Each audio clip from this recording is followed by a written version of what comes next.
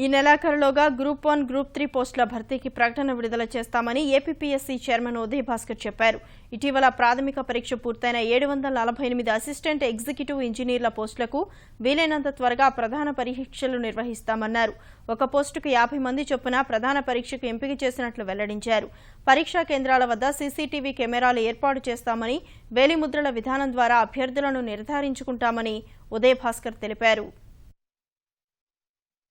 త్వరలో ఈ December నెలాఖరులోపు group 3 అలాగే గ్రూప్ 1 ఇంకా మిగతా పోస్టులు కూడా ఏవైతే ప్రభుత్వం మాకు అనుమతి ఇచ్చిందో వాటన్నిటినీ కూడా మేము ఈ నెలాఖరులోపు నోటిఫికేషన్ ఇవ్వడానికి మేము అన్ని విధాలుగా ప్రయత్నిస్తున్నాము. ఈ జనవరి తర్వాత కనిపిస్తే వాటికి కొంతమంది ఇయర్ మారిపోవటం వలన ఈ ఏజ్ కొంతమంది విద్యార్థులకి ఎక్కువైపోయి నష్టపోయే అవకాశం ఉందని చెప్పి వీలైనంత వరకు ఈ డిసెంబర్ 31 లోపుగా నోటిఫికేషన్లన్నీ విడుదల చేస్తాం.